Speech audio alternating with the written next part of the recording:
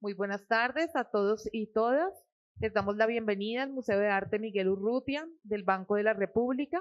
Hoy nos encontramos aquí para continuar con nuestro ciclo Conversaciones de Valor, la cultura como eje transformador, un espacio creado para reflexionar sobre el papel de la cultura en la construcción de sociedades más justas, participativas y sostenibles. En esta ocasión realizaremos la sesión número 3, Medir para transformar, indicadores y estrategias para el desarrollo cultural, donde nos proponemos mirar hacia las herramientas con las que evaluamos y proyectamos nuestras acciones culturales. ¿Cómo podemos medir lo que transforma? ¿Qué significa tener indicadores en un campo tan sensible, simbólico y vital como la cultura? Para esta conversación contaremos con invitados de gran trayectoria y conocimiento: el doctor Fernando Barona, director de la Biblioteca Luis Ángel Arango; Gonzalo Castellanos, asesor de políticas y proyectos culturales en Colombia y América Latina; el doctor Juan Daniel Oviedo, exdirector del DANE, economista; y contamos también con nuestro moderador en todas las sesiones, Juan Tomás Chávez. Bienvenidos todos. Muchísimas gracias por acompañarnos, y sin más preámbulo, pues iniciemos esta conversación de valor. Gracias, Margarita. Buenas tardes a la gente que está en el auditorio, buenas tardes al equipo del Banco de la República que nos acoge en este magnífico escenario, gracias al equipo de la empresa Metro Bogotá que nos acompaña también, Comunicaciones, y la Gerencia de Desarrollo Urbano e Ingresos No Tarifarios. Buenas tardes, bienvenidas, bienvenidos a esta tercera sesión del ciclo Conversaciones de Valor, la cultura como eje transformador. Estamos muy emocionados ya en nuestra tercera sesión. Es el tercer jueves de mayo que pues tenemos esas conversaciones. Ya llevamos dos anteriores muy interesantes sobre urbanismo, desarrollo, cultura. Hoy vamos a tener un tema muy interesante que tiene que ver con los indicadores y con la medición. Quiero comentarles que este ciclo de conversaciones es el fruto de la alianza entre el Museo Casa de Moneda y del Banco de la República y la empresa Metro de Bogotá. Les invito a consultar toda la programación en www.banrepcultural.org y también, pues, para las personas que están presentes y los panelistas, para que rieguen la voz, una vez termina el ciclo, estas conversaciones quedarán colgadas en la página del Banco de la República y del Metro de Bogotá. Así que eso, les invito a que las consulten, a que hablen de este tema. El título de nuestra tercera sesión es Medir para transformar, indicadores y estrategias para el desarrollo cultural. ¿Para qué sirve promover la cultura? Nos preguntamos acá. La pregunta parece obvia. Hay un montón de aristas que abordan el tema. Sin embargo, cuando se trata de planear intervenciones, de diseñar políticas, programas, planes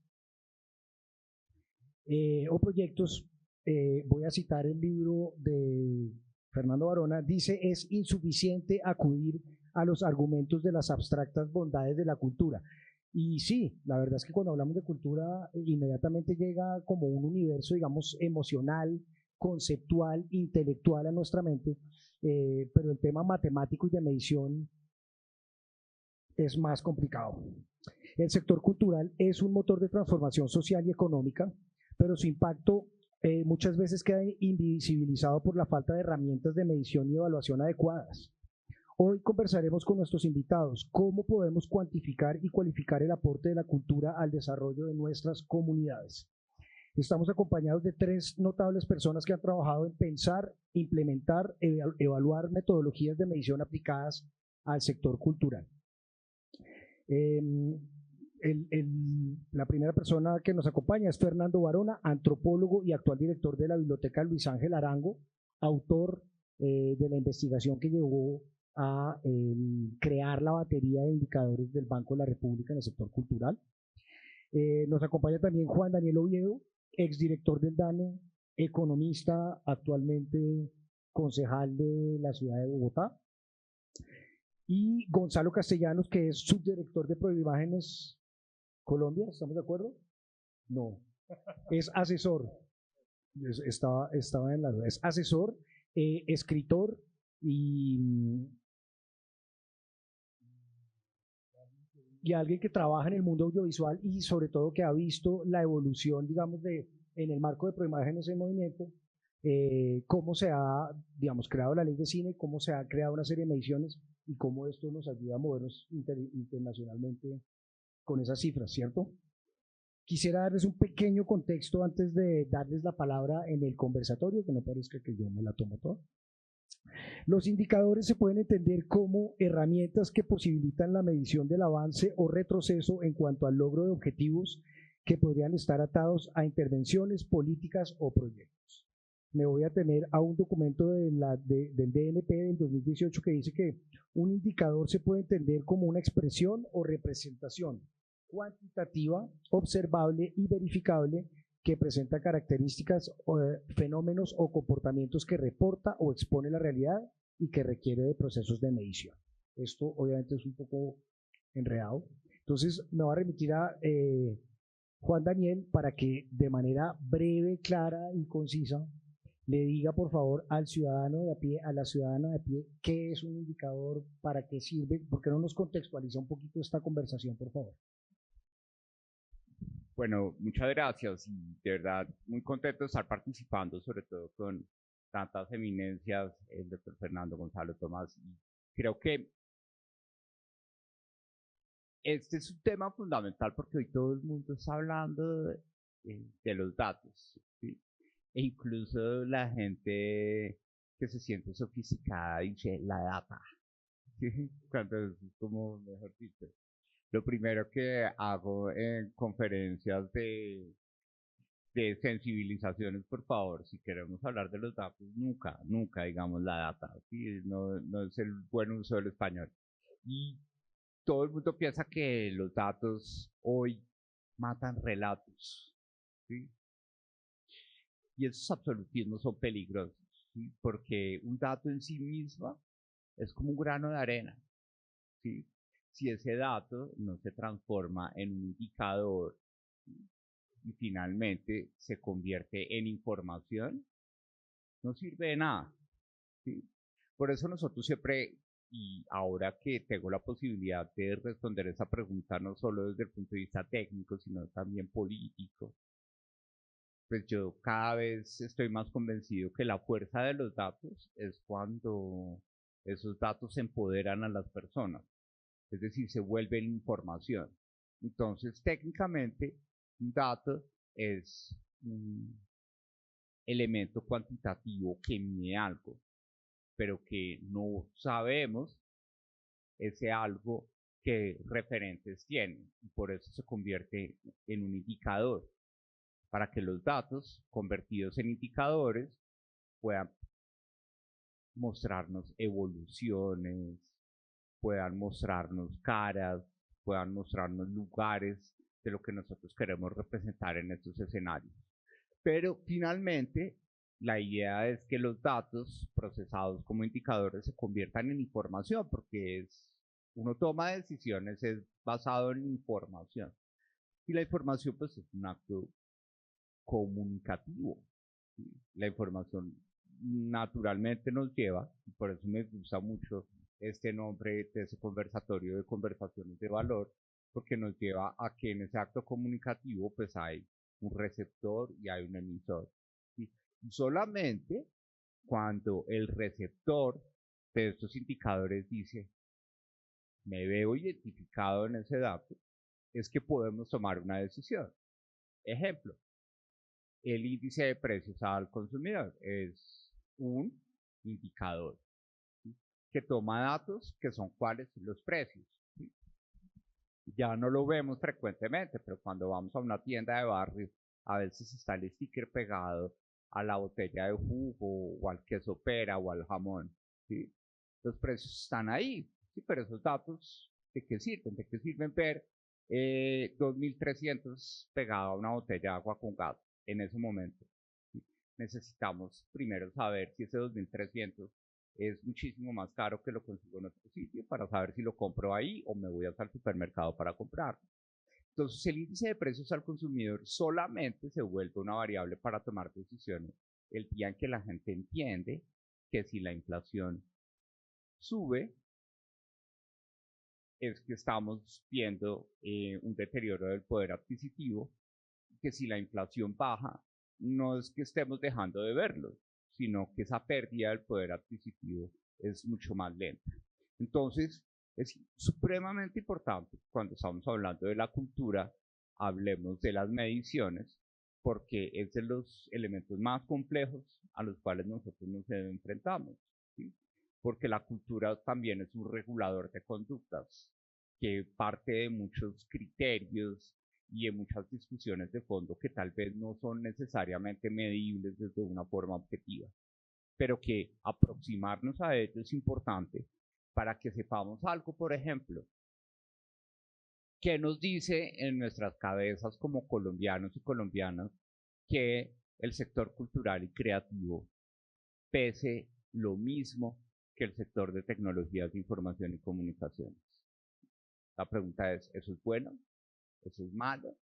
¿Sí? Porque hablamos tanto de las TIC y no hablamos tanto de la cultura, si los pesos son similares, aproximadamente el 3% del PIB.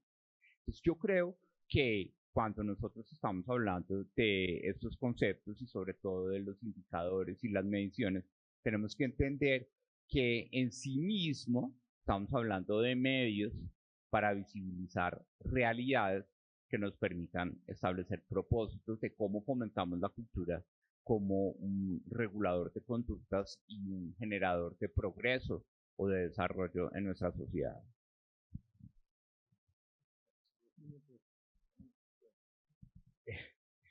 Bueno, fantástico. Quisiera preguntarle por favor a Fernando, que es el autor entonces de la batería de indicadores del Banco de la República. Cuéntenos un poco de dónde vienen, cuáles fueron las preguntas que se resolvieron, las preguntas, digamos, no sé si orientadoras, nos quiere contar eso, en qué año, hace cuánto tiempo. Cuéntenos, que eso es un trabajo bien interesante, por favor, y que además es estructurante de todo el tema de la actividad cultural del Banco de la República. Gracias, Juan Tomás. Bueno, pues buenas tardes, y realmente es muy grato para mí estar aquí con Gonzalo, con Juan Daniel, para hablar sobre unos temas que a veces son un poco distantes para muchos de nosotros, sobre todo quienes no estamos en el universo de la economía, de la estadística, de los datos, pero que nos movemos habitualmente en los datos. Y esto nos afecta de alguna manera en esto que Juan Daniel acaba de comentar, en la toma de decisiones. En el Banco de la República iniciamos hace ya muchos años, como en el 2007 aproximadamente, 2018, perdón, unos 18 años aproximadamente. Iniciamos con una pregunta, y es: ¿para qué el Banco de la República invierte en cultura? No por qué, no qué, no cuánto, no en dónde, sino para qué. Y eso se nos convirtió en una pregunta de muchísima profundidad, porque nos obligó a detenernos un poco en el tiempo, a hacer un alto en el camino y empezar a buscar razones por las que el banco desde sus inicios empezó a invertir en cultura. El para qué lo empezamos, el para qué lo empezamos a encontrar una vez nos reunimos con diferentes usuarios.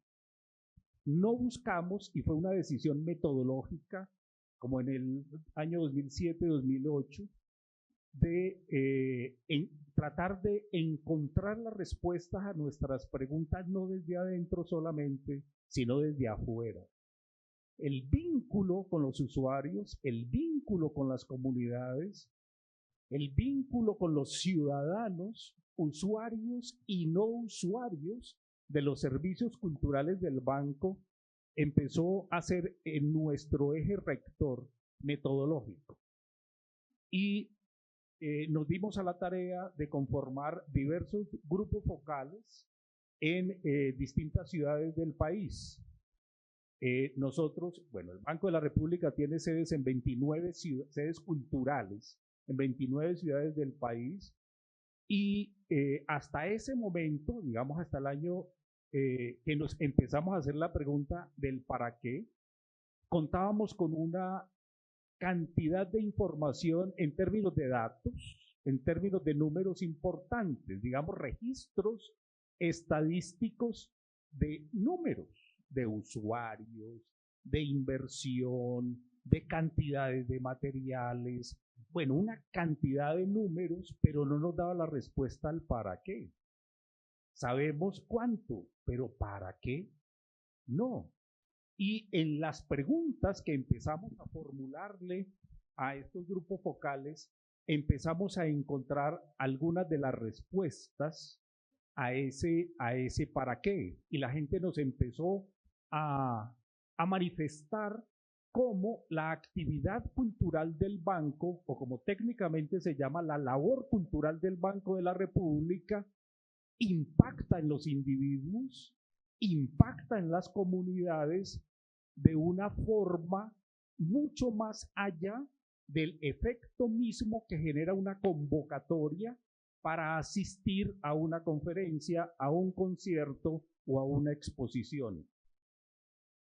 Empezamos a encontrar herramientas que nos dijeron mucho más allá del número, digamos, del efecto inmediato que es la respuesta a una convocatoria, suceden más cosas. A la gente, a los individuos, esto le genera cosas. Le genera cosas en el mejor sentido del término, como hechos que suceden en las culturas, como acontecimientos en las culturas. Cada vez que nos vemos inmersos en una actividad cultural, allí hay un acontecimiento en las culturas y en las culturas de los individuos que asisten y quienes la producen. Empezamos a profundizar en ese tipo de circunstancias que afloraron en estos grupos focales e inició el proceso de diseño de la metodología. Voy a levantar para poder ver la presentación un poco esto y rápidamente lo voy a mostrar. ¿Qué es? Es una herramienta de medición cuantitativa y cualitativa de la gestión cultural del Banco de la República. Ya mencioné que teníamos datos cuantitativos, pero no lo cualitativo. Dar el paso hacia lo cualitativo era de alguna manera el gran reto y el gran riesgo, porque cuando empezamos a movernos en este universo de lo cualitativo, pues encontramos voces que nos decían, es que la cultura no se mide. A la cultura no se le pueden establecer métricas. En su esencia tienen razón. La cultura no se mide. Lo que se mide son los procesos derivados de las culturas. Eso sí es medible, pero la cultura misma no es medible hasta hoy en día.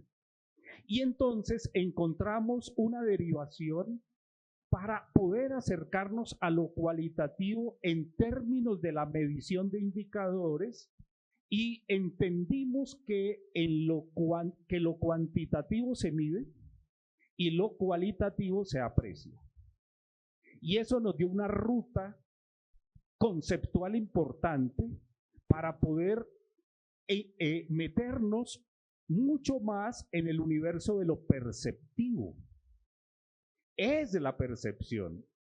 Las personas entregan la percepción y dentro de esa percepción hay una carga cultural, pero no solo, sino social también, económica y política, es decir, recoge la esencia del individuo social.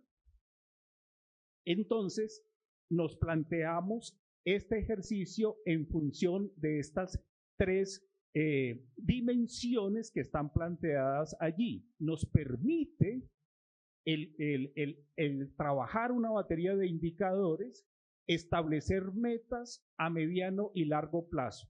Entendimos también en el banco que el trabajo cultural no es coyuntural, que el trabajo de la gestión cultural debe tener en la mitad de esas dos palabras otra, que es procesos, gestión de procesos culturales. Y eso nos da la dimensión a largo plazo, no lo coyuntural. Por eso la gestión de procesos culturales es un poco distinto al activismo cultural. Y eso nos da una dimensión distinta para pensarnos en el tiempo. Nos planteamos que el interés general se centra en la apreciación del cumplimiento de los objetivos propuestos por el banco en términos de la labor cultural, tanto misional como en su visión estratégica. Y demuestra de manera cuantificable el impacto de la cultura en el desarrollo humano. Allí sí, el impacto, y el impacto no solamente el efecto, sino ese impacto, lo que queda después de recibir una acción.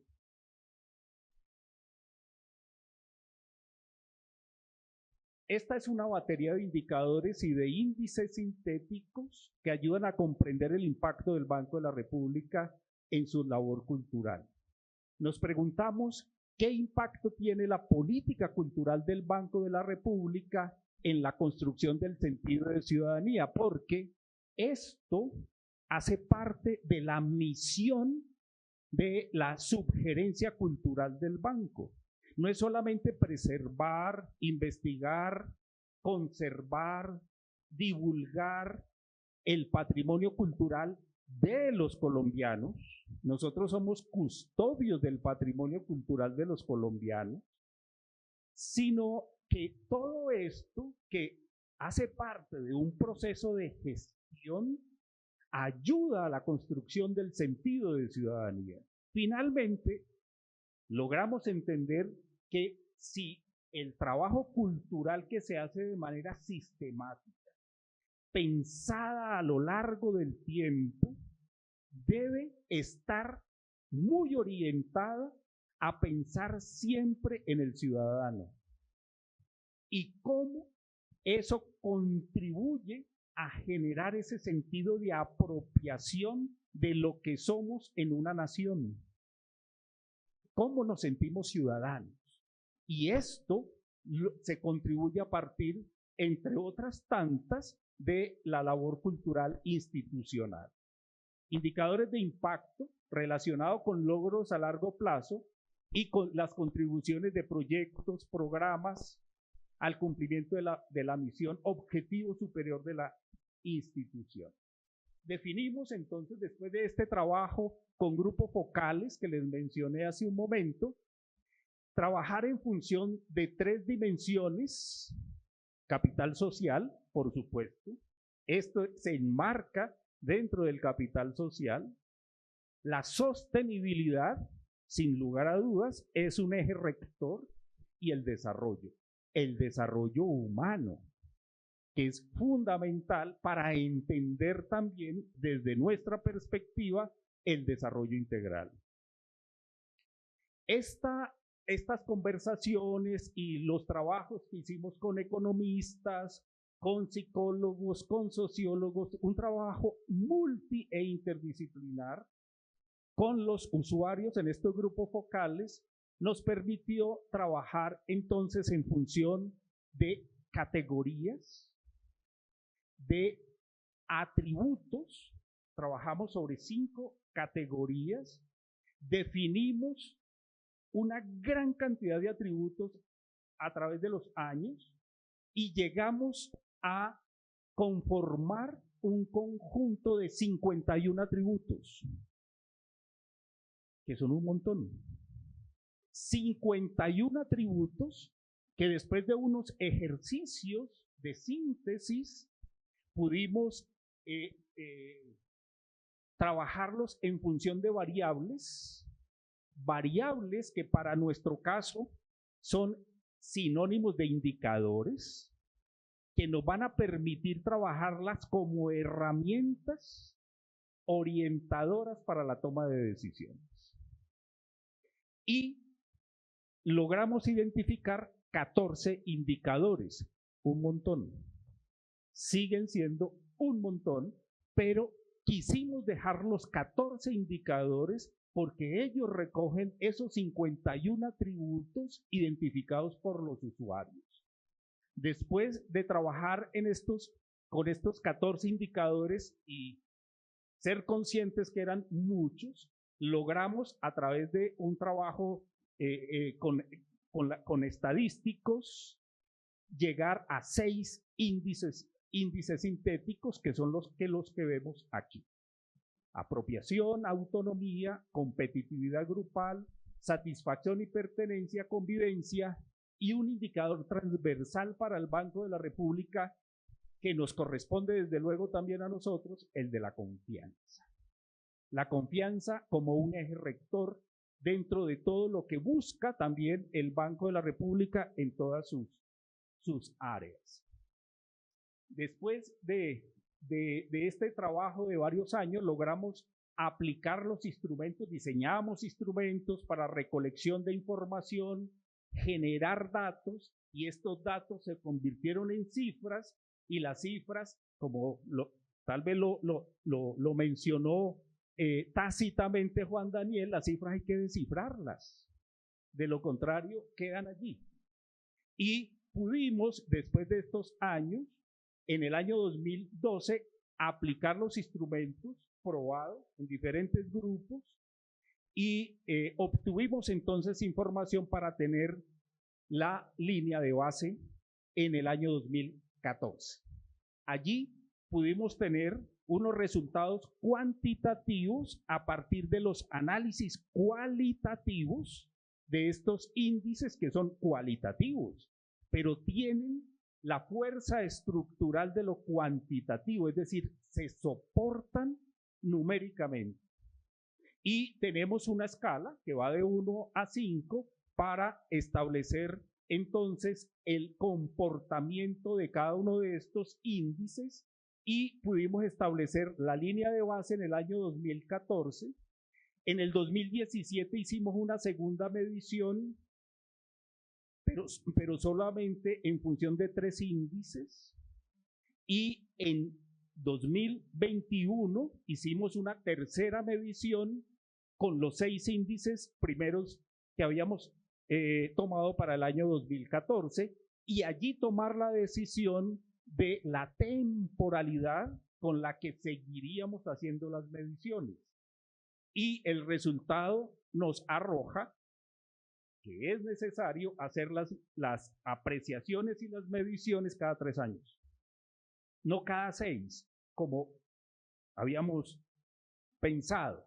Entonces la estamos haciendo cada 3 años. Acabamos de hacer la tercera medición finalizando el año 2024 y debe estar por salir el resultado en el segundo semestre del año 2025. Pero este es el comparativo de la medición del 2014 al 2021, donde vemos que hay de alguna manera un sostenimiento del impacto del índice global de impacto cultural en el Banco de la República. En el 2014 tuvimos una valoración del índice global de 4.13 y en el 2021 de 4.27.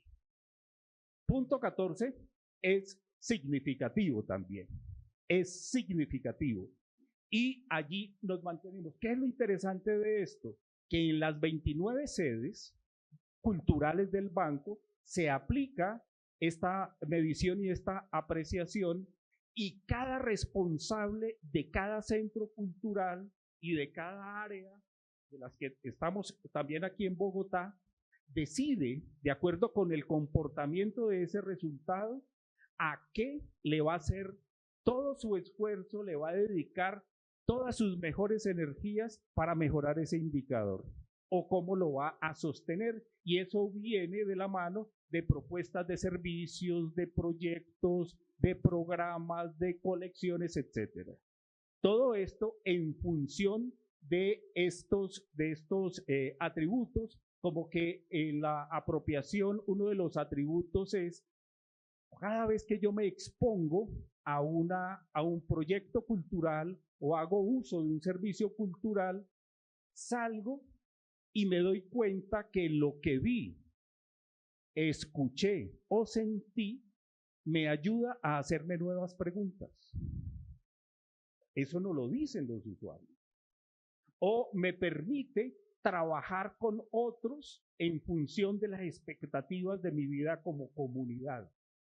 Esto que recibo me impacta para hacer esto otro. Esos son tipos de respuestas de orden cualitativo, que si no lo refleja solamente el número, nos quedamos en el número.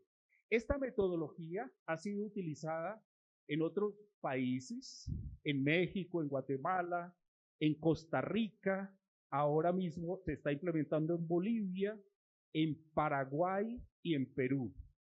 Estos son datos de mediciones que ya fueron hechas en estas instituciones culturales de Costa Rica, México y Guatemala, y desde luego nosotros nos comparamos también en ese orden, que es absolutamente importante saber cómo estamos, no es solamente medirnos y apreciarnos nosotros para decir, uy, qué bien estamos, o simplemente para decir cómo nos estamos comportando, porque el indicador no es ni bueno ni malo, el indicador nos marca unas rutas,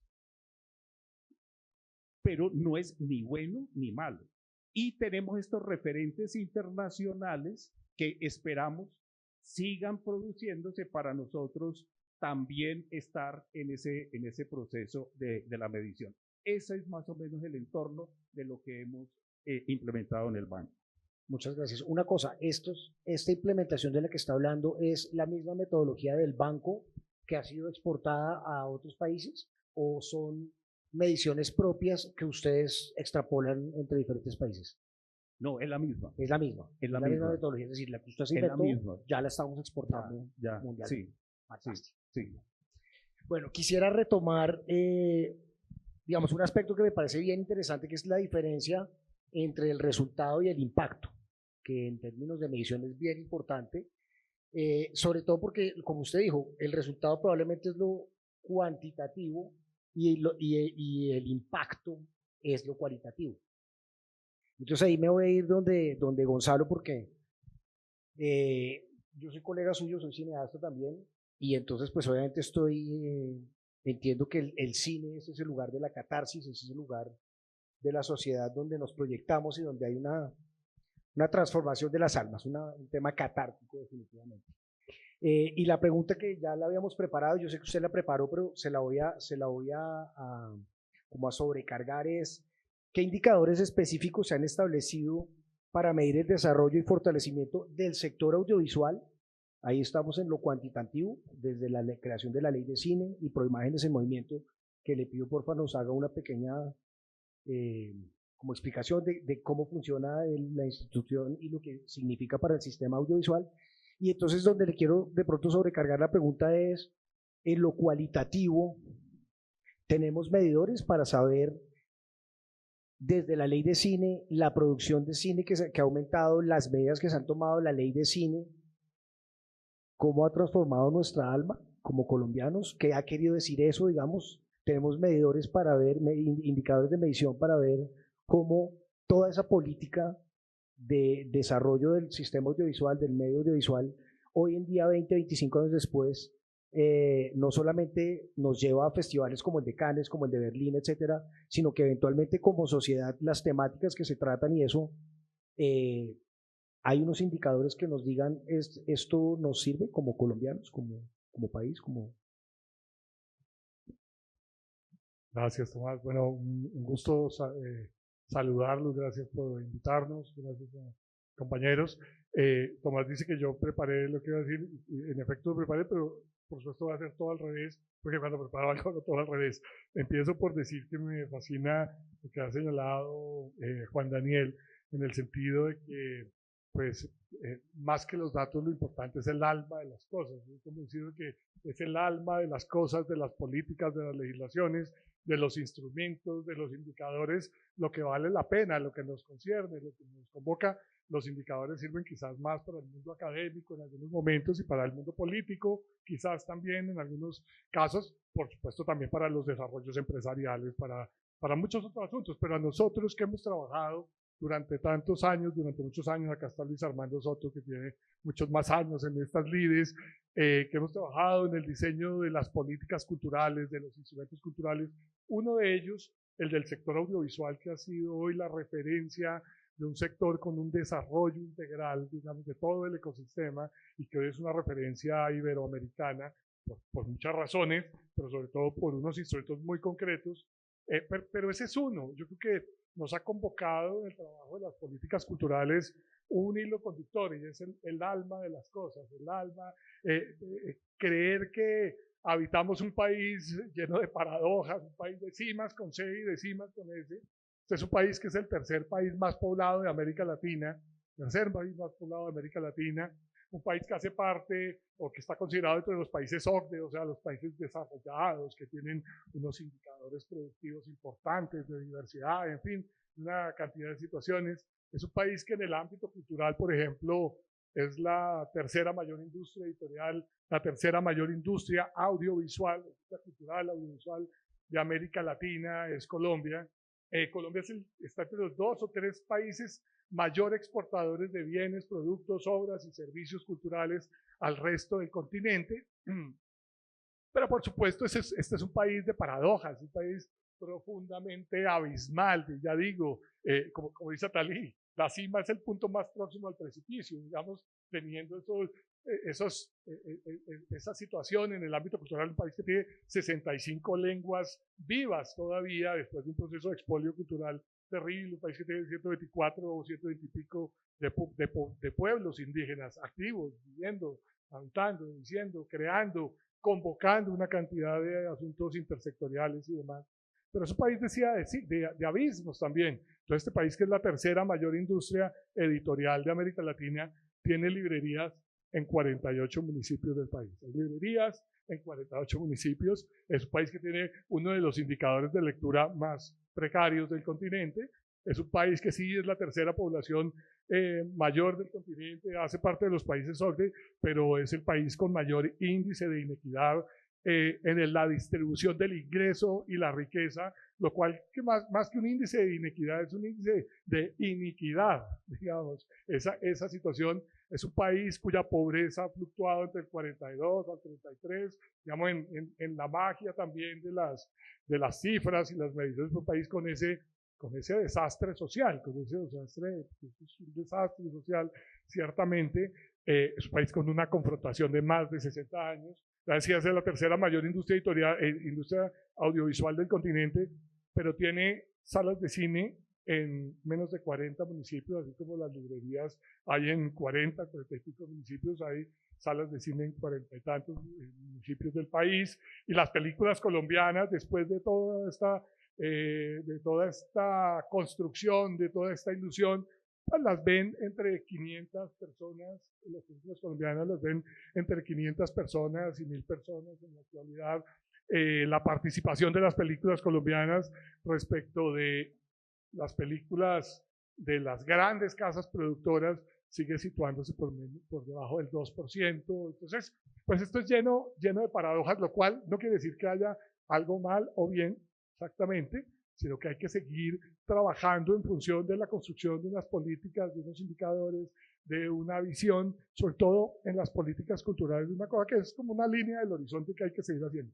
Y qué pena que me fui por ahí, porque pues, yo he tenido la oportunidad, haciendo una especie de apostolado, me decías ahora que realmente cómo definíamos. Yo trabajé en el sector de Hacienda, trabajé en el Ministerio de Hacienda muy joven, de ahí vine y de trabajar en el mundo de la hacienda pública, pero en un momento empezamos a trabajar en el sector cultura, hace ya también muchos años. Cuando empecé tenía pelo, ya voy en esta situación tratando de construir políticas, legislaciones, indicadores, discursos, relatos, tratando de recuperar esa capacidad de relato y demás a través de diferentes sectores culturales. Entonces hemos tenido la ocasión de trabajar en el ámbito de las bibliotecas, de la lectura, de las industrias creativas, del patrimonio cultural vivo y del patrimonio cultural material, y también, por supuesto, del sector audiovisual. Con Juan Daniel tuvimos la oportunidad de hacer algo, porque todo eso, en el alma de las cosas, tiene una gran explicación. Lo que hicimos cuando Juan Daniel era miembro del Consejo de Economía Creativa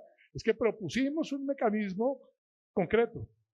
Démosle a todos los sectores culturales el mismo incentivo que le construimos al cine desde el año 2003 para reequilibrar un poco a los sectores culturales en el país, y eso fue lo que hicimos desde el modelo CoCrea, que actualmente tiene unos impactos, unos indicadores bastante significativos. Yo, como creo que esta es una charla que vamos a ir adelantando, voy a decir voy a mencionar por ahora solo unas cosas y después vamos profundizando si les parece. Solo quería decir que en el ámbito audiovisual, la maravilla de lo que ocurrió, que se tiene como casi como ese oxímoron de diseñar un milagro, sabiendo que eso es imposible, diseñar un milagro, es que pasamos, la primera película colombiana se hizo en el año 1915, fue la película El drama del 15 de octubre, el drama del 15 de octubre es una película sobre el asesinato de Rafael Uribe, que tiene además de curioso que sacaron a los asesinos, a Galarza y Carvajal los sacaron de la prisión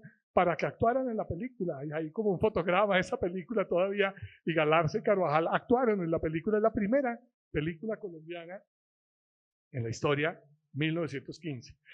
El cine había aparecido hacía tan solo 18 años en el mundo, y acá ya la primera película se estaba haciendo en 1915. ¿Qué sucede en toda esa historia? Y teniendo, digamos, acá hubo, es curioso porque las políticas culturales en muchas épocas estuvieron ligadas siempre al voluntarismo de los presidentes. Si el presidente era intelectual, entonces le interesaba un poquito la cultura, de alguna manera.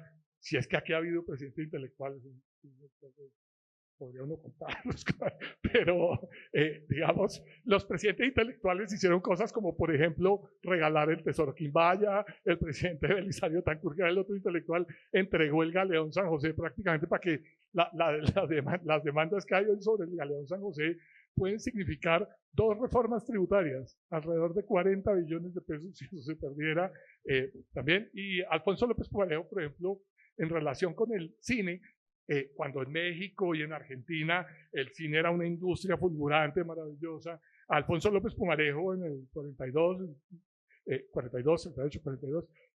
dice que va a hacer todo, el gobierno va a hacer todo para impulsar el cine en Colombia.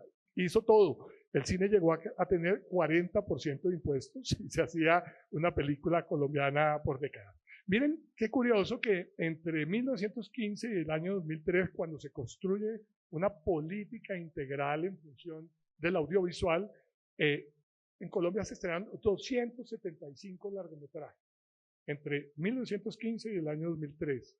Del año 2004 a hoy, a partir de unos instrumentos muy concretos que tienen que ver con el alma de las cosas, de unos instrumentos específicos, concretos, puntuales, se han estrenado 620 y pico de largometrajes entre año 2004 y el año 2025, 620 y pico de largometrajes que han llegado a todos los escenarios mundiales, que han cambiado la manera de hacer, que han permitido sobre todo, y esa es la maravilla de todo esto, que esta sociedad marcada por la violencia, por el silencio, por el acallamiento, hubiera podido ejercer ese derecho que es la capacidad del relato a través del cine. Pero pasaron cosas maravillosas. Las academias de cine eran 3, las academias audiovisuales eran alrededor de 3 o 4 en el año 2003. Hoy hay más de 60 programas de audiovisuales. Las salas de cine eran 300, hay 1200 y pico de pantallas.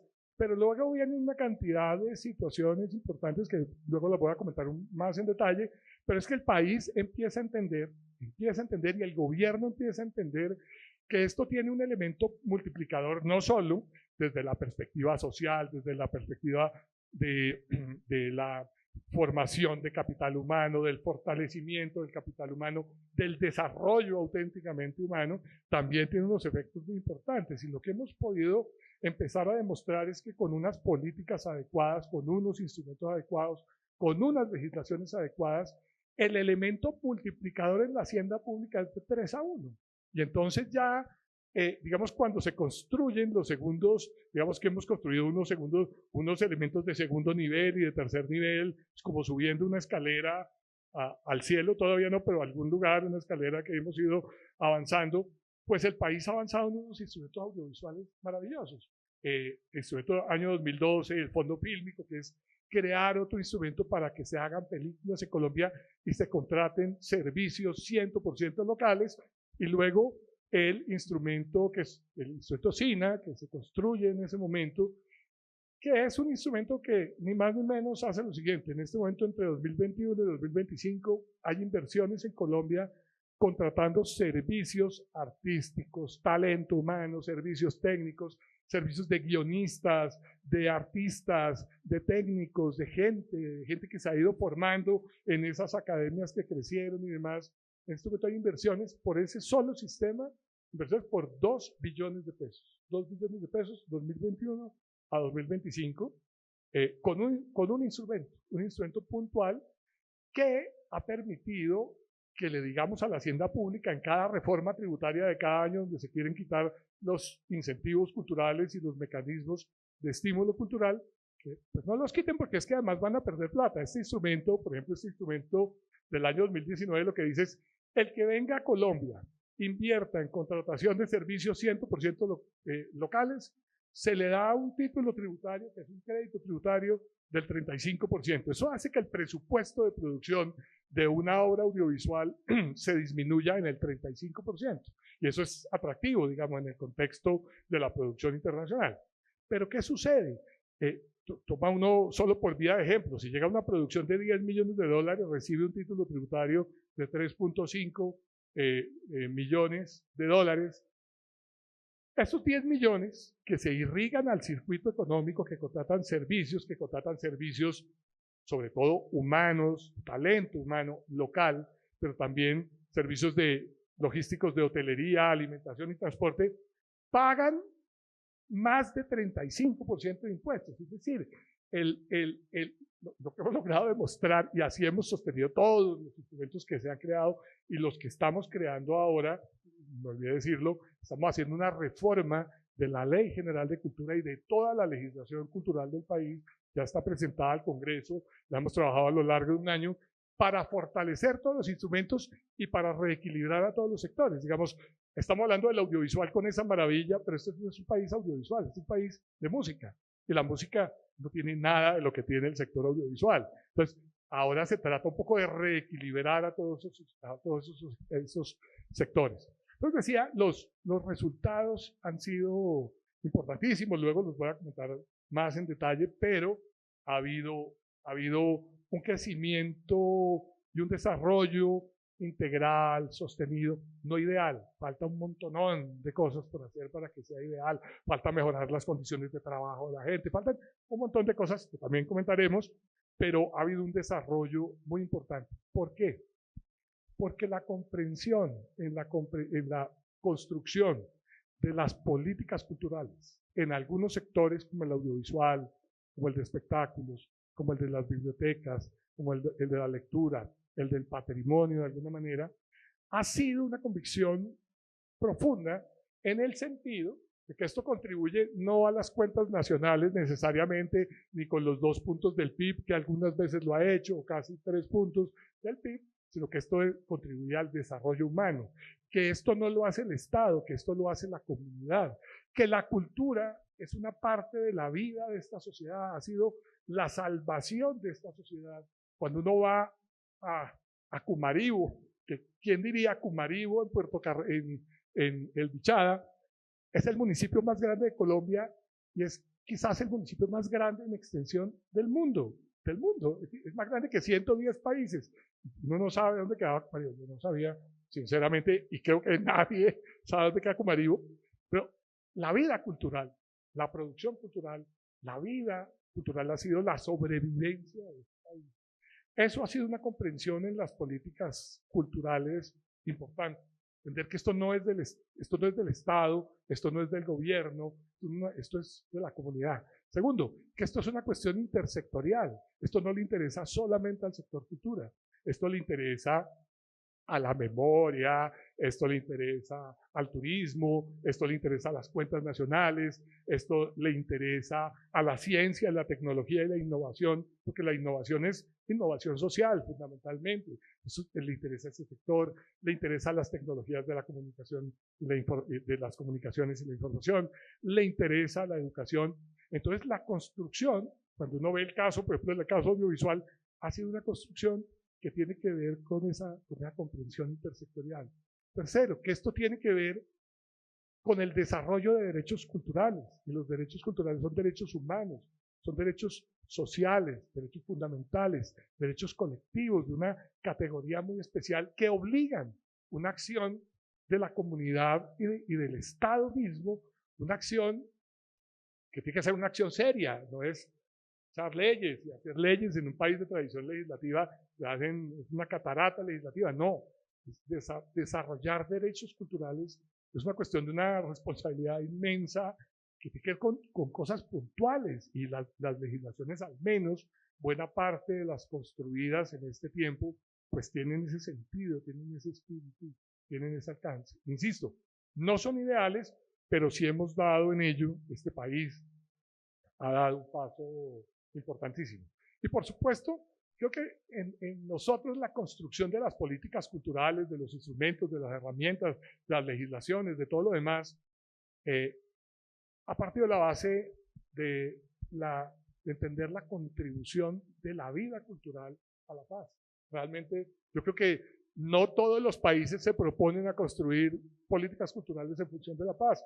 A nosotros nos ha tocado hacerlo y creo que en eso hemos sido bastante coherentes. Luego entraré en algunos detalles. Me encanta entrar en algunos detalles. Pero me gusta sobre todo que termine con el tema de haber desarrollado, digamos, una serie de políticas culturales que probablemente venían desde antes de la firma del acuerdo de paz y del proceso de paz, pero sí tienen que ver con la conciencia, la toma de conciencia pues del ejercicio y de la obligación del Estado de permitir el ejercicio de esos derechos culturales, que son pues obviamente, como usted dice, derechos humanos fundamentales y que sí, nos han salvado como en medio de la agenda violenta que hemos tenido en los últimos 200 años, eventualmente este despertar y esta nueva situación que no es absolutamente definitiva ni más faltaba, pero que sí tiene mucho que ver con cómo estamos abordando nuestra sociedad y darle cabida a estos espacios culturales, que debo decir que fue de alguna manera como la pregunta inicial de todas estas conversaciones, era como cuánto valoramos o cuánto vale la cultura en nuestra sociedad, entendiendo que muchas veces, y no sé si a ustedes les pasa, a mí me pasó, cuando dije en mi casa a los 17, 18 años voy a estudiar cine, pues mijito, eso es para pobres, eso es para brutos, eso es de nadies, porque eso era como, ¿no? Y que es muy revelador de cómo la sociedad pues realmente aborda el tema de la cultura y lo que entiende por cultura. Entonces fue una de las primeras preguntas que nos hicimos con Diana, como cómo estamos abordando la cultura hoy, sí, la abordamos. Y un ejercicio muy importante ha sido el de la creación, además es un piloto y es una cosa que Colombia ha hecho de manera, piloto, es la creación de la cuenta satélite de cultura y economía, que me lleva a contar rápidamente una anécdota, tiene que ver con la inclusión del sistema financiero en la medición del PIB en los años 70 del siglo pasado. Si me equivoco, por favor, y si hay gente en el público que considera que me equivoco, me dicen. Entiendo que antes de los 70, 60, el sistema financiero no se consideraba como productivo, era parte de las transacciones, etc. Y en un momento hay un lobby de una serie de personajes, bancos principalmente, que considera que eso efectivamente es una actividad productiva y empiezan a pujar para que eso se empiece a medir en el Producto Interno Bruto. Hoy en día Londres, por ejemplo, que es una ciudad que en aquel entonces sería no productiva, hoy en día tiene un PIB increíble. Entonces, se incluye a partir de una narrativa, como de una toma de conciencia, se incluye el sistema financiero en lo productivo. Y me parece que este tipo de actividades, este tipo de iniciativas, pues van con la cultura hacia lo mismo, es decir, entender su carácter productivo, cómo se mide. La pregunta es, cuéntenos de la cuenta satélite de cultura, Juan Daniel, por favor. Muchas gracias, Tomás, por la pregunta. Varias cosas. Lo primero es, partamos del hecho de eso que me parece supremamente valioso que mencionaba Fernando, y es ¿para qué? Y eso es algo que cuesta muchísimo en una sociedad en la que piensa que son los datos los que hablan. ¿Sí? No son los datos los que hablan. Recuerden, la etiqueta que 2.300 pegado a una botella de agua con gas no está hablando, hasta que yo no la comparo con otros elementos. Y esa comparación es la que me permite entender si la compro ahí o voy al de uno y la compro más barata en el de uno. ¿Sí? Entonces, el para qué es supremamente importante y sobre todo en el sentido de por qué se necesita. Siempre que hablamos de la construcción de estadísticas o de mediciones, debemos pensar en las necesidades de los usuarios. Y el país desde 2015 aproximadamente necesitaba empezar a medir si los recursos que estaba destinando a el fomento de las industrias culturales y creativas estaban teniendo un impacto, ¿sí? Y también estaban mejorando la calidad de vida de las personas que lo hacen, y sobre todo si eso podía ser una fuente de transformación social. Porque lo que no se nos puede olvidar es que nuestra vida colectiva no está en nuestros genes. Nuestra vida colectiva la aprendemos. ¿Sí? No la adquirimos genéticamente, sino que la aprendemos.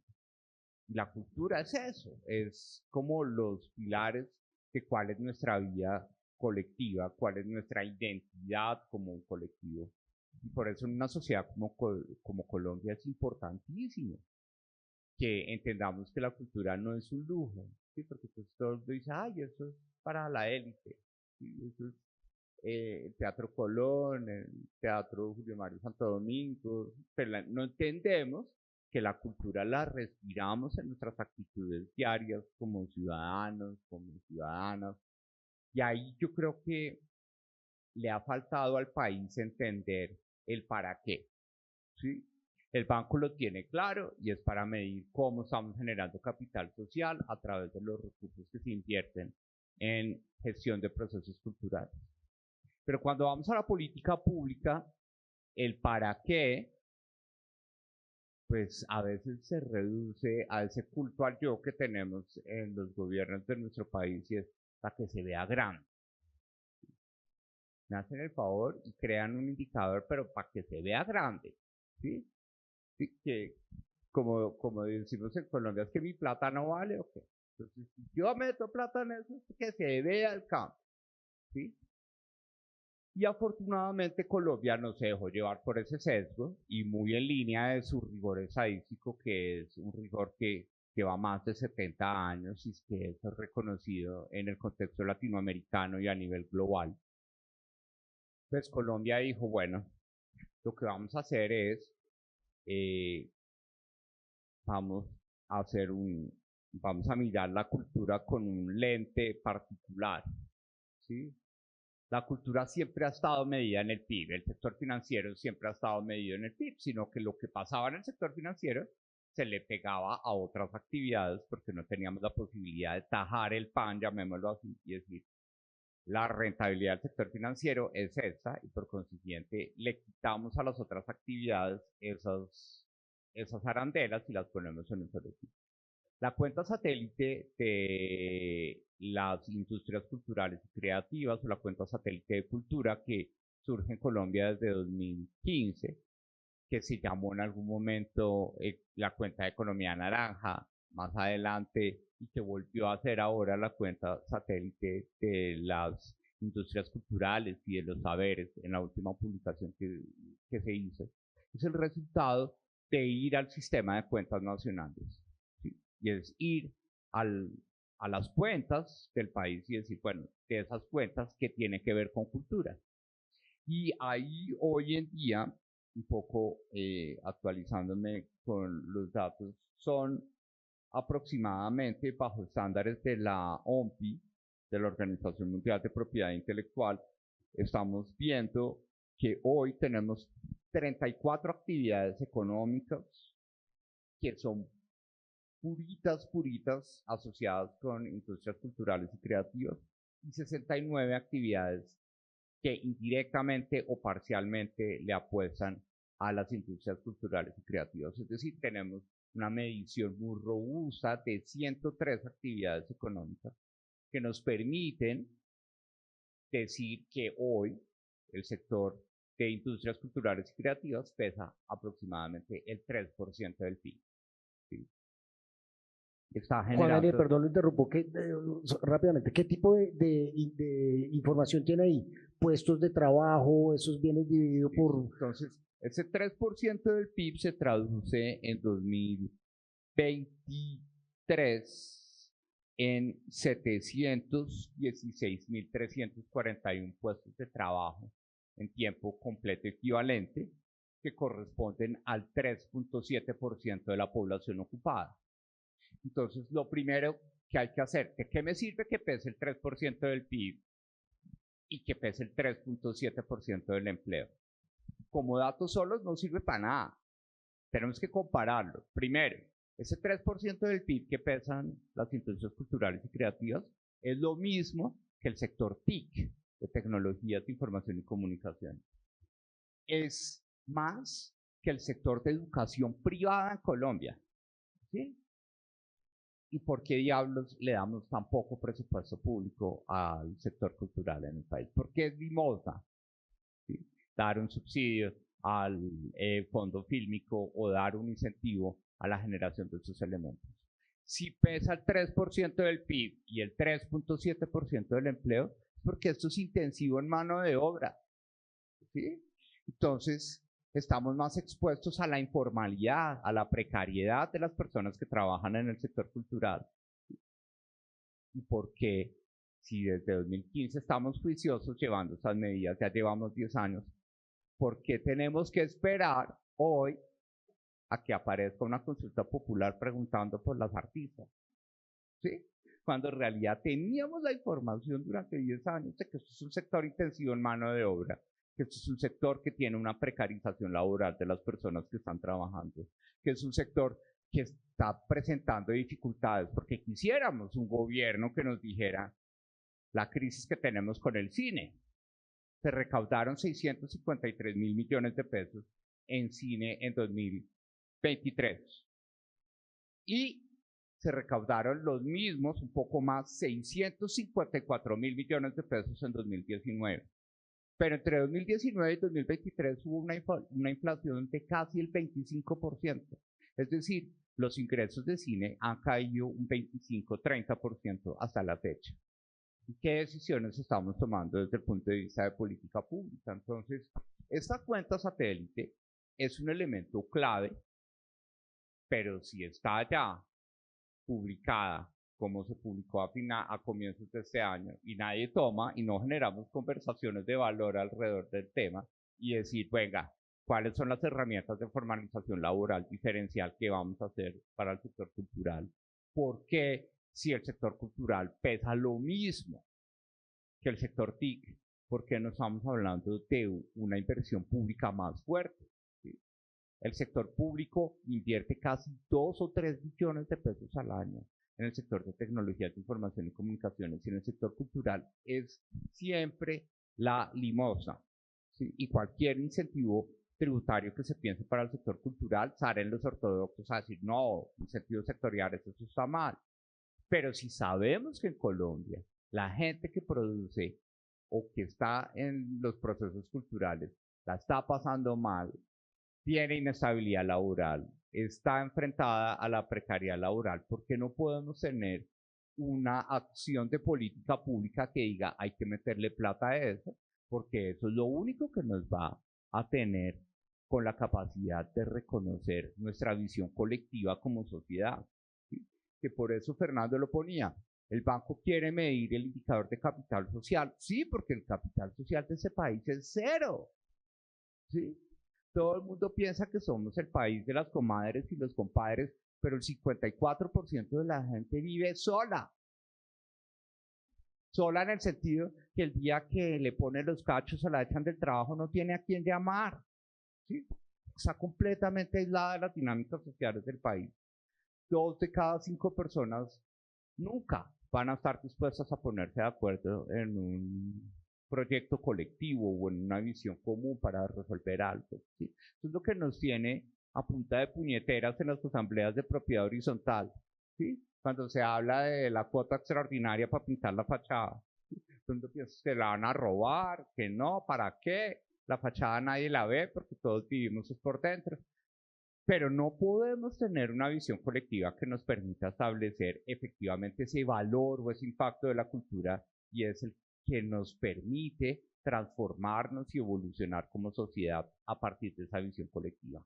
Entonces, este trabajo, en el cual Colombia es líder en la región, que sigue los estándares de la Organización Mundial de Propiedad Intelectual, es un trabajo que, siento yo, tiene que ser más visible. Tenemos que conversar más alrededor de estos resultados, porque los resultados, desde que yo estuve en el DANE y empecé a hacer esta tarea, porque era mi obligación legal en ese momento, por la tarea derivada de la Ley de Economía Naranja, se hizo la tarea, pero han pasado 5 años, eso no se mueve. El 3 sigue siendo el 3.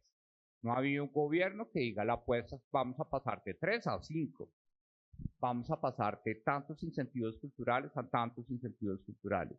Vamos a tener unas metas de formalización que nos permitan que esa cantidad de personas, que son 716.000 personas que trabajan, de las cuales casi 400.000 lo hacen en la informalidad, ¿cómo les vamos a mejorar la calidad de vida de ellos? Entonces yo creo que aquí es supremamente importante, en el marco de esa conversación, que tengamos claro cuál es el para qué, con una frase final de cierre, y es medir, como lo decía Fernando, no solo es con cosas cuantitativas, las percepciones también se pueden medir.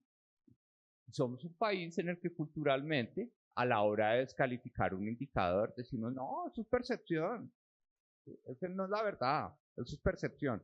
En las percepciones también hay verdad, ¿sí? Porque cuando nos sentimos inseguros, por ejemplo, o cuando no confiamos en los vecinos, estamos expresando una verdad, ¿sí? No estamos mintiendo.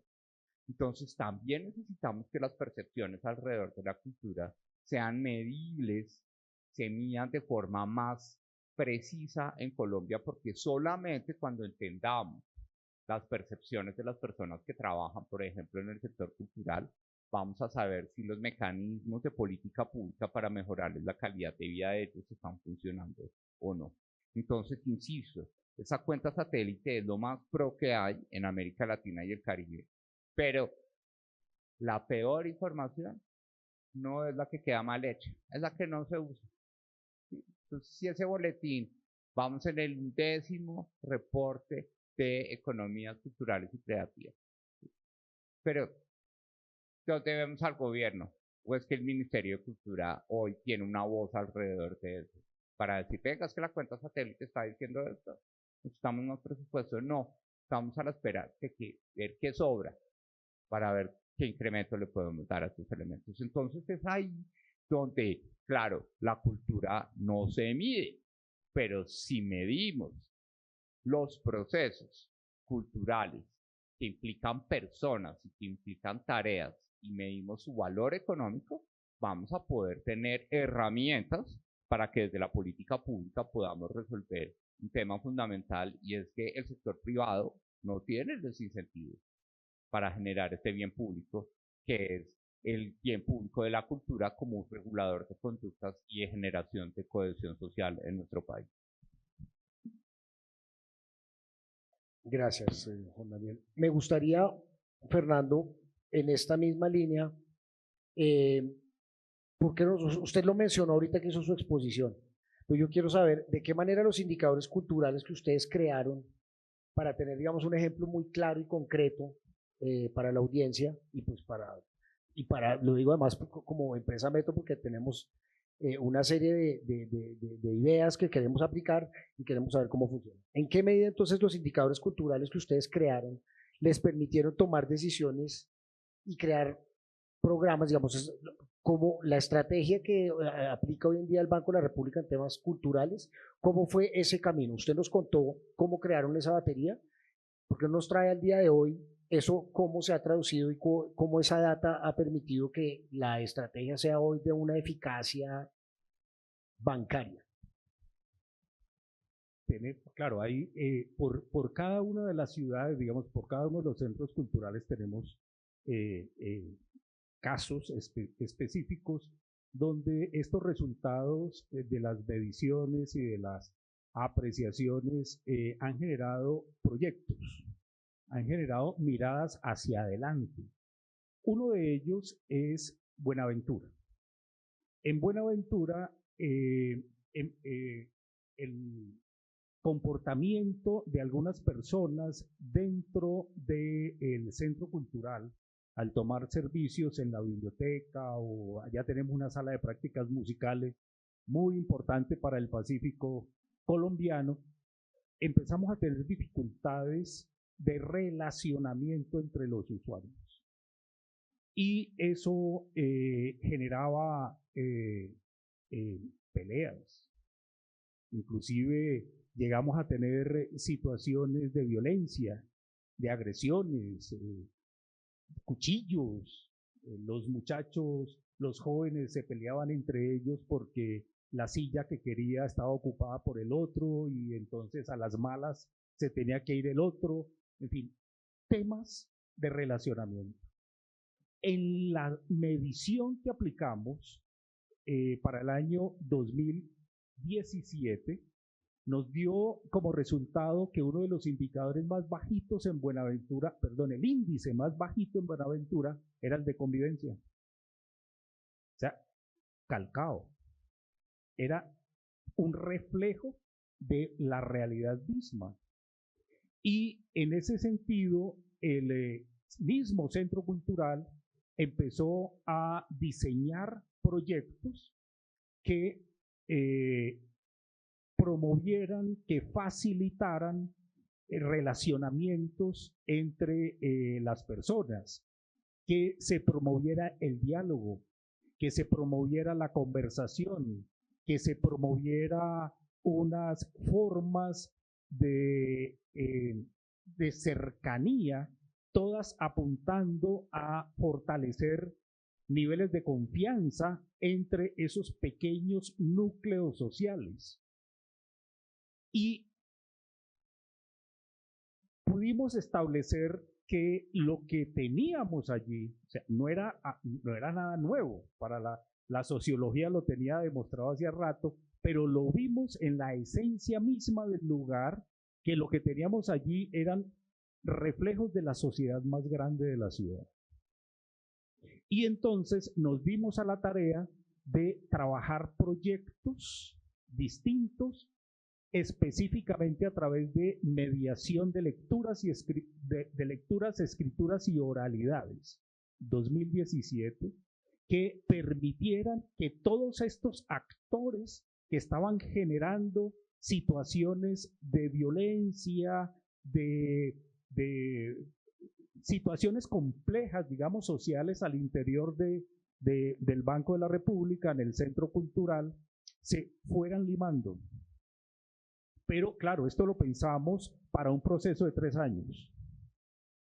Después de los 3 años de generar acciones concretas, además de acompañarnos de profesionales de otras instituciones como Bienestar Familiar, por ejemplo, con sus profesionales para atender a la población juvenil, infantil y juvenil, pudimos encontrar que durante esos 3 años de trabajo sistemático, de trabajo focalizado, a partir de un dato generado por un indicador, eso se logró revertir en la medición siguiente. O sea, el indicador de convivencia tuvo una manifestación distinta, un comportamiento distinto.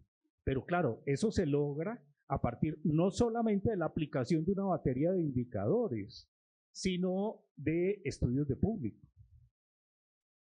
para poder construir estas herramientas hay que trabajar con los distintos públicos, con la gente. Es decir, no funcionan los indicadores elaborados en las oficinas. Allí se puede sistematizar, se puede trabajar técnicamente, pero la consulta a la gente hay que hacer. Ese es un caso concreto. Paréntesis metodológico, y es como cuenta satélite de industrias culturales y creativas, ¿sí? Hoy Colombia tiene la serie empalmada desde 2014 hasta 2023, ¿sí? Pero la cuenta satélite de cultura, que cometí un error, que hablé de 2015, existe desde 2002, ¿sí? Es decir, es peor aún, desde el año 2000 sabemos lo que está pasando con el valor económico, llamémoslo así, de los procesos culturales de Colombia. Y no ha pasado nada, ¿sí? Entonces el para qué es importante, pero quería hacer esa precisión metodológica porque no es tan reciente, es reciente en el aspecto amplio de industrias culturales y creativas, que tiene artes y patrimonio, creaciones funcionales, industrias culturales tradicionales, pero en industrias culturales tradicionales, llamémoslo así, tenemos series desde el año 2000. ¿Y cuál ha sido el efecto y el valor a la hora de construir políticas públicas de estos tipos? Usted dice que esas cuentas satélites no han sido de ninguna manera visitadas ni aplicadas en ninguna de las políticas públicas actuales. Tuve la oportunidad en el marco de la ley de 2017 que usó el apelativo de economía naranja, sí fue un elemento fundamental. Listo, ya, otra vez sincronizados. Entonces, en el escenario de reactivación económica de la pandemia, pues estos datos sirvieron para justificar la conversación con el Ministerio de Hacienda para poder tener un incentivo tributario para las industrias culturales y creativas.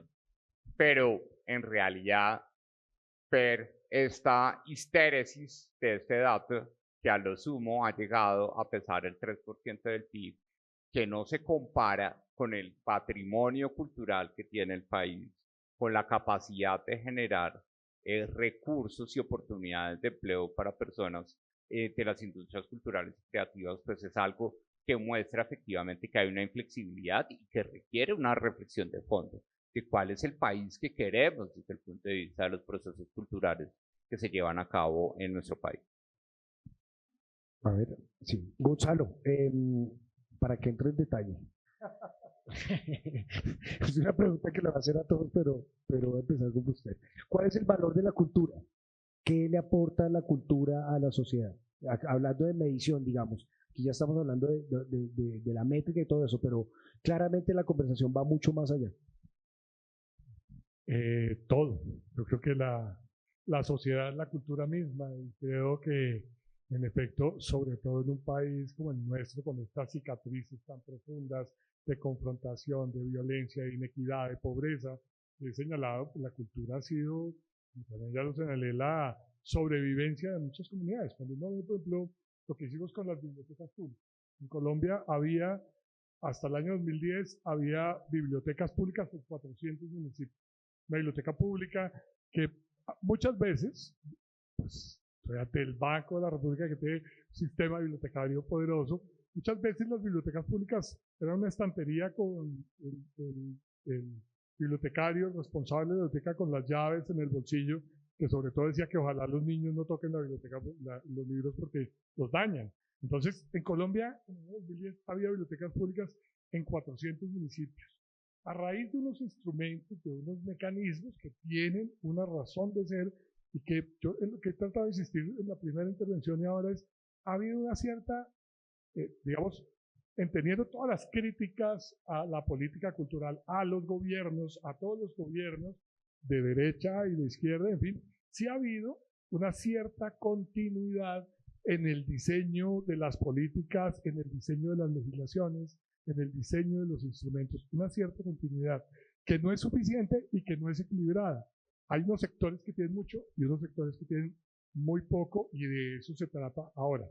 Pero iban las bibliotecas. Hoy hay bibliotecas en el 100% de los municipios del país con agenda de conectividad, con servicios básicos y complementarios.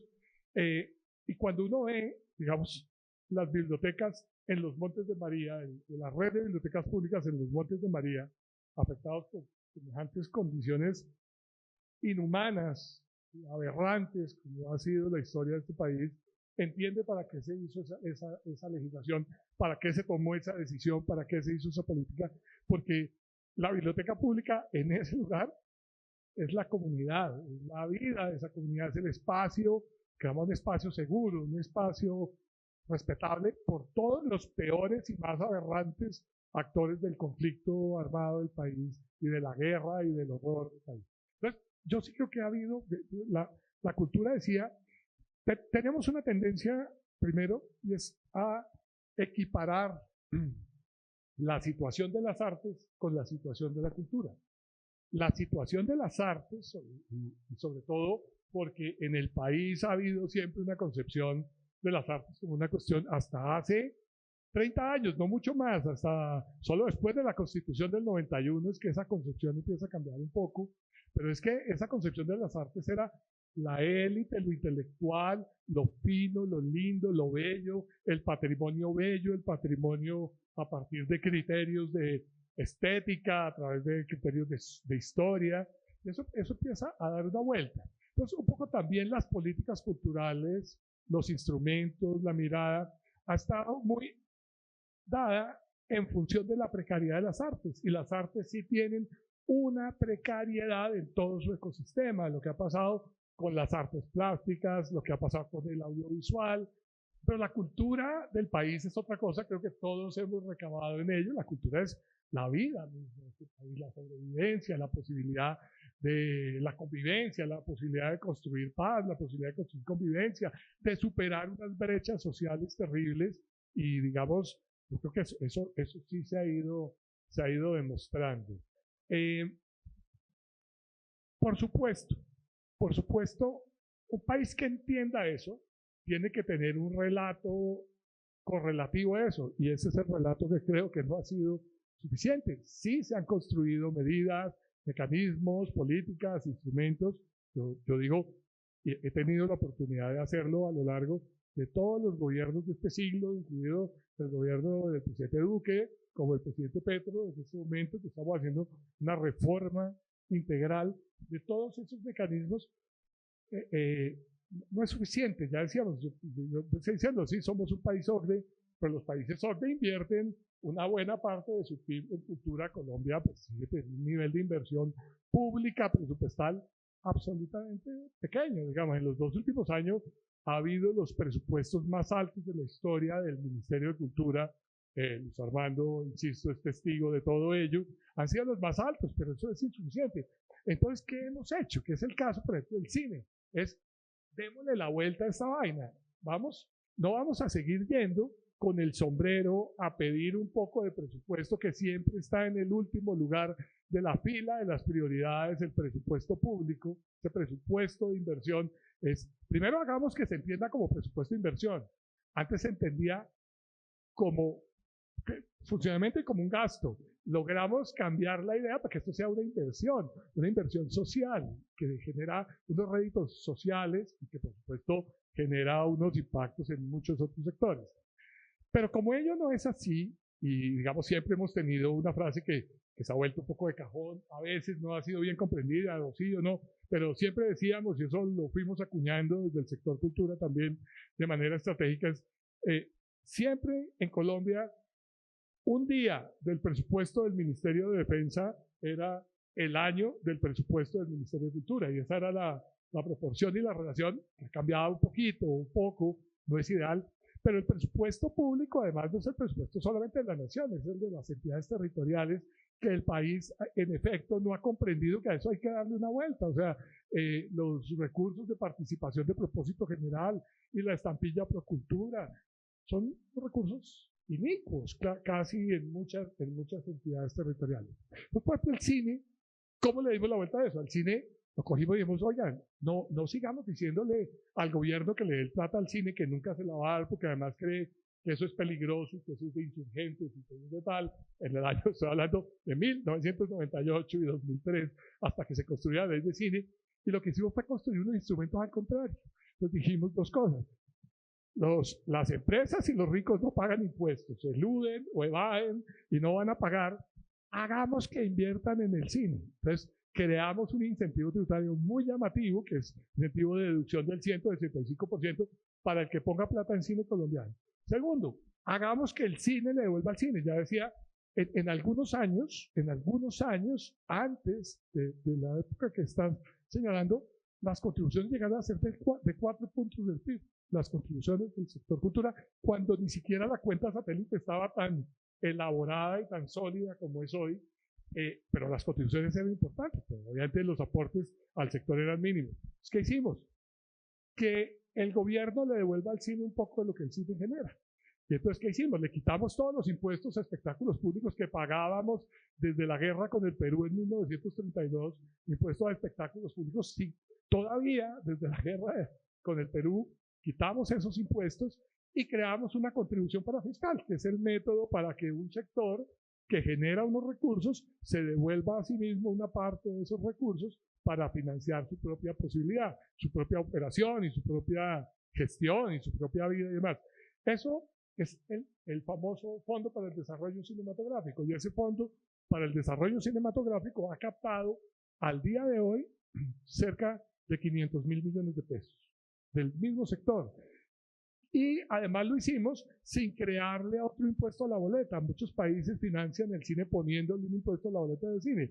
Nosotros entendíamos que era imposible ponerle al sector cultura o algún campo cultural un impuesto más, porque este es un país que sigue teniendo que elegir entre el libro o la boleta de cine y el vaso de leche. Entonces, si uno le pone un impuesto para financiar al mismo sector, pues acaba con el sector. Buscamos una serie de mecanismos, dos de ellos de carácter puramente fiscal y parafiscal, pero muchos otros ya, digamos, en la política y tal. Lo que se hace en el año 2012 es, oiga, si a esto le está yendo también y tenemos esas cifras y ese crecimiento de las academias y de las producciones y de la industria y del trabajo, porque sí, en efecto, fue creciendo, y las empresas que se fueron creando y demás, ahora inventemos otra cosa, y es que atraigamos rodajes al país. Ya estamos hablando con el mundo. Antes, ¿quién quería hacer una coproducción con Colombia? Nadie iba a hacer una coproducción con Colombia porque Argentina tenía un fondo que le permitía hacer esto y Colombia no tenía nada, y la coproducción pues es eso, su nombre lo dice, una cosa donde los dos ponemos algo de manera equivalente. Cuando pasa eso, creamos un segundo instrumento que es el Fondo Fílmico Colombia, un instrumento bajo esta línea, es al que venga a Colombia, o inclusive colombiano, que contrate servicios locales 100%, le devolvemos el 40% de lo que gasta, con recursos del presupuesto nacional. Y en ese momento, como mirada exactamente de lo que ya estaba pasando con las cuentas, con los indicadores, con los buenos resultados, eso lo hicimos durante el gobierno Santos, año 2012, creamos ese fondo fílmico que ha permitido que hayan llegado al país más de 50 proyectos audiovisuales, quiero decir, en toda la historia del país, antes del año 2003, se habían hecho en Colombia alrededor de 4 películas extranjeras. Una de ellas, La Quemada, que fue la película con Marlon Brando, que inclusive Marlon Brando, cuando iba a salir de Colombia, lo capturaron porque llevaba un tigrillo, y lo capturaron, le decomisaron y lo tuvieron ahí. Pero era una película y se hizo obviamente, crónica de una muerte anunciada, ¿verdad? Una o dos. ¿Y quién quería venir a Colombia además con la situación de inseguridad y demás? Se crea este fondo, son más de 50 proyectos, es un fondo sobre esta base. Devolvámosle el 40%. Si devolvemos el 40% en dinero, y es un fondo que creamos en el Ministerio de Comercio, ni siquiera en el Ministerio de Cultura, sino en el Ministerio de Comercio, pues vamos a tener un ingreso de 3 veces mayor, y es lo que ha sucedido. Pero obviamente, ese era pero ¿de dónde sale? Quiero decir, sale de entender esos buenos resultados de un sector. Mejorémoslo. Si el para qué, mejorémoslo. Luego de eso, año 2019, que es donde creamos este tercer instrumento, creamos un tercer instrumento, pues está yendo divinamente, pero esto es muy poquita plata del presupuesto nacional. Inventémonos otra fórmula, que es el otro modelo, el tercer piso, que he señalado que es el que venga a Colombia, extranjero, que no declara renta en Colombia y gaste en Colombia en servicios locales, servicios 100% locales de talento humano y demás, se le da un título tributario, ni siquiera una devolución de dinero, sino un título tributario que él tiene que salir a vender. Ahí es donde digo, las cifras al día de ayer, la inversión de ese solo instrumento hoy en Colombia es de 2 billones de pesos, 1.9 y pico billones de pesos en 3 años. En ese periodo, 99.000 empleos en el sector audiovisual. Hoy uno va a buscar un gaffer o va a buscar un sonidista y en general, están ocupados. Entonces, ahora, ¿en qué andamos?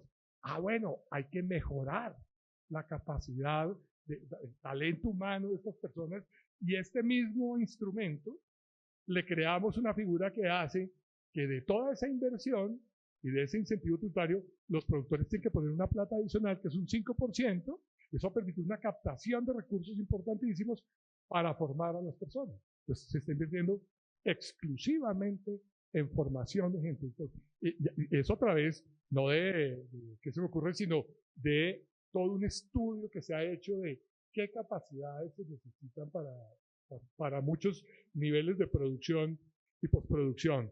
Pues eso ha sido. Ahora, ¿en qué estamos? Esos son los resultados, muy grosso modo, del audiovisual, pero en donde ha habido una interpretación de lo bueno que ha ocurrido. En este momento, yo creo que es algo fabuloso, digamos, el modelo COCREA, que es donde hoy está Luis Armando, también en la interpretación de eso, mejoremos a los otros sectores, y al cine y al audiovisual le fue también, pues mejoremos a todos los sectores. El sector de los espectáculos públicos en Colombia, o sea, sorprendente, o sea, es el casi, digamos, luego de la trayectoria argentina o de México de tantos años, hoy Colombia está compitiendo en el sector de espectáculos públicos. ¿Por qué? Porque los espectáculos públicos interpretan eso y hacen unos instrumentos muy parecidos a los audiovisuales. En este momento, lo que estamos tramitando, y ya está presentado al Congreso de la República, interpretando todo esto que ha ocurrido, entendiendo que ha habido, que hay todavía una cantidad de cosas, la precarización del sector, de los trabajadores de la cultura. O sea, todo esto ha crecido, pero los trabajadores siguen en unas condiciones digamos, muy precarias, de ingreso, de temporalidad en el empleo. Son infinidad de condiciones.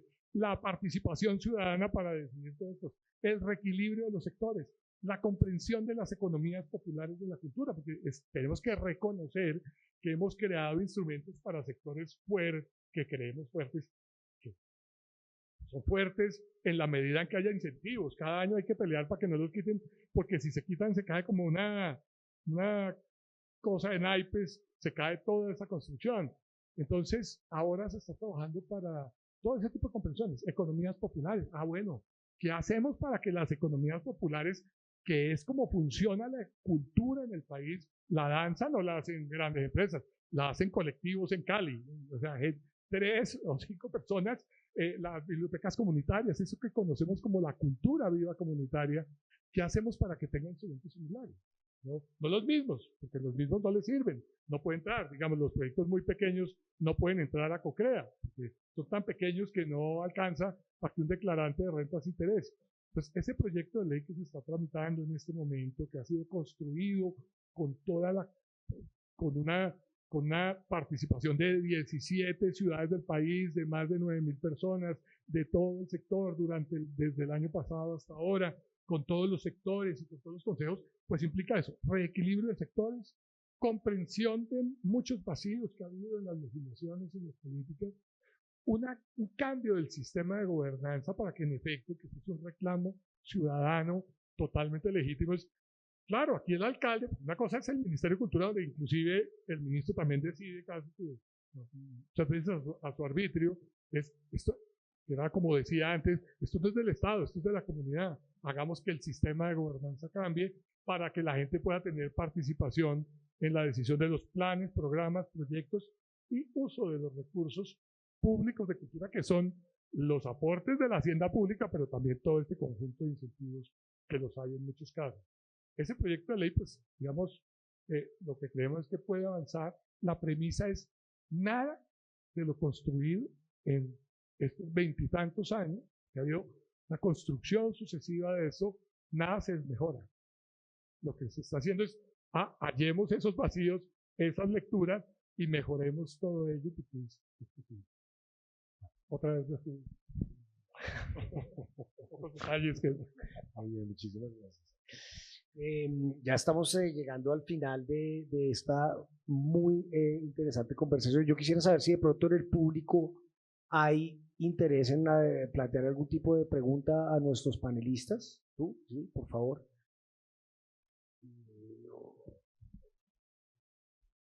Mira. Muchas gracias. Precisamente hace unas semanas estuvimos en el mercado del BIME de música y en una mesa muy interesante hablamos sobre los modelos de financiación en una lógica de economía de impacto. Porque si bien desde las instituciones públicas, yo soy de IDARTES, estamos pensando precisamente en la garantía, entonces incentivos tributarios, etcétera, también creo que hemos perdido de vista en muchas prácticas artísticas estas oportunidades de inversión extranjera y privada y en gran medida se debe a esas mediciones. No necesariamente que no existan, pero en un marco de MIPYMES, de empresas, realmente no se están midiendo para esa inversión.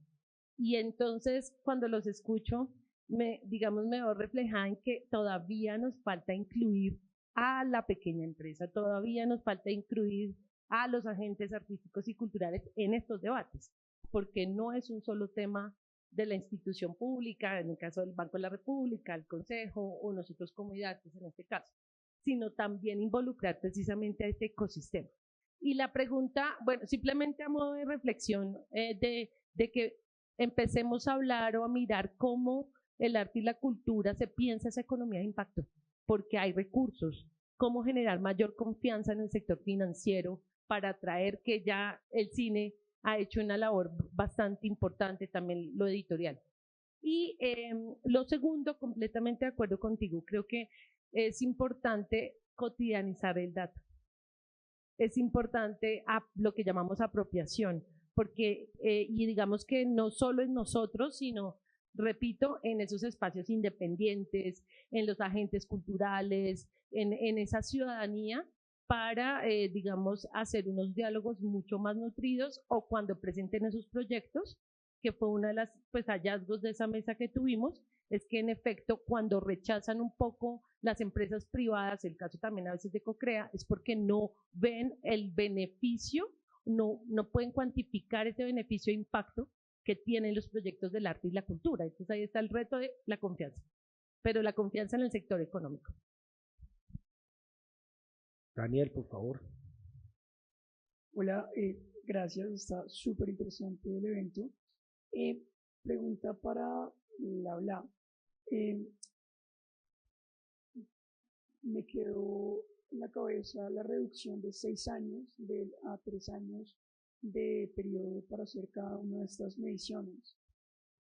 Eso tiene implicaciones infraestructurales gigantes. ¿Cuáles son las implicaciones infraestructurales dentro del aula a nivel nacional para poder hacer ese seguimiento cada 3 años? Porque de 6 a 3 años hay indicaciones fundamentales. Y la segunda pregunta es, los indicadores, índices, debo estar utilizando mal, ¿son los mismos para todo el país o varían a nivel regional? Tú ahorita estabas mencionando el caso de Buenaventura, que me pareció súper interesante porque claramente hay diferentes etos alrededor, a través de todo el país. Y me pregunto si con estas experiencias el indicador que ustedes aplican a Buenaventura es el mismo que ustedes aplican a Bogotá.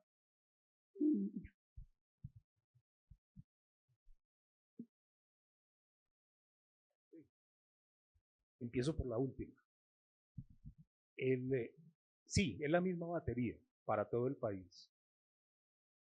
Lo que sucede es que cada ciudad, cada centro cultural, dependiendo de los resultados que obtenga en esa medición, dirige sus esfuerzos a uno de esos 6, o a 2, o a 3, o a los 6, dependiendo de sus capacidades, pero sobre todo de sus necesidades, que es lo más importante.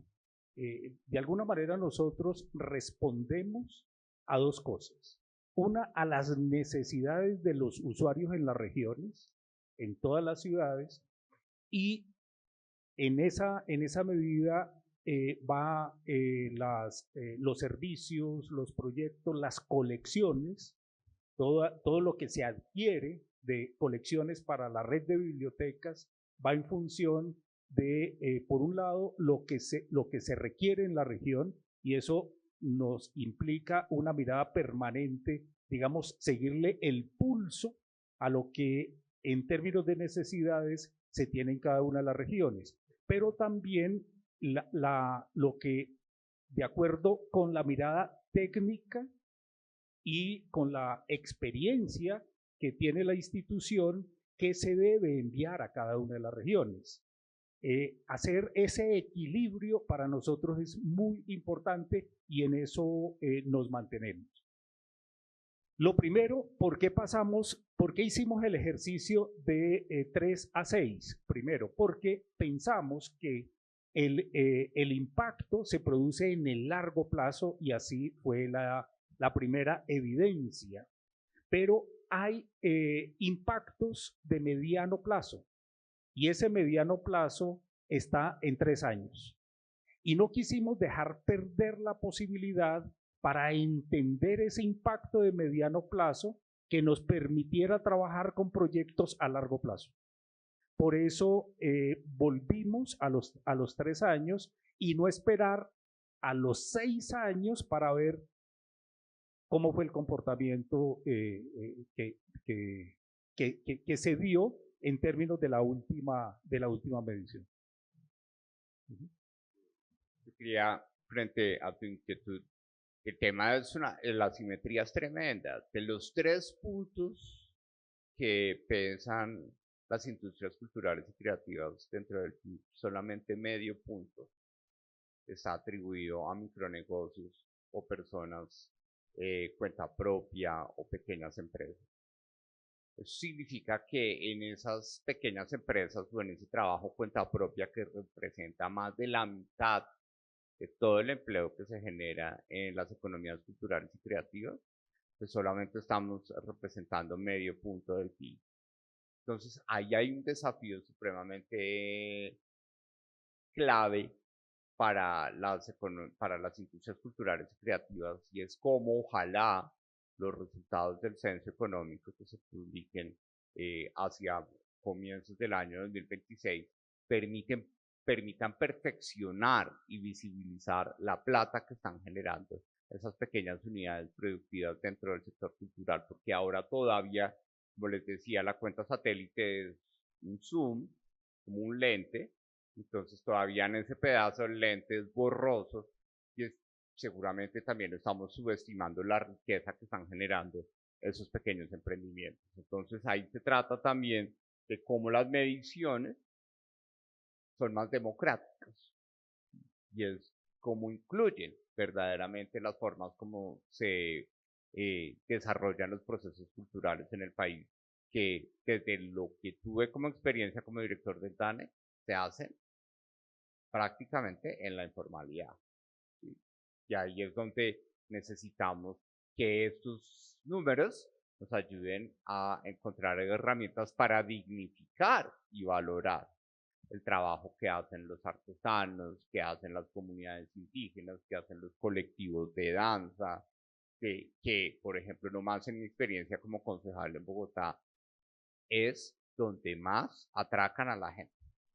Porque la plata para esa expresión cultural en Bogotá llega a través de los fondos de desarrollo local, que tienen unos procesos de contratación turbios, ¿sí? Que las comunidades, que son las personas que expresan, las que bailan, ¿sí? Son las que terminan siendo remuneradas con cualquier plata y con cualquier refrigerio, y el resto de los recursos quedan acumulados en otras personas que verdaderamente no remuneran el impacto cultural que están generando esas personas. Gracias por la inquietud. Sí, pues cerraría solamente diciendo que obviamente, y haciendo alusión a tu comentario, en términos de que entiendo, el otro día estaba aquí Ana Fernanda Mayhuasca y nos dijo que más del, 75% de la fuerza laboral se encuentra en la informalidad.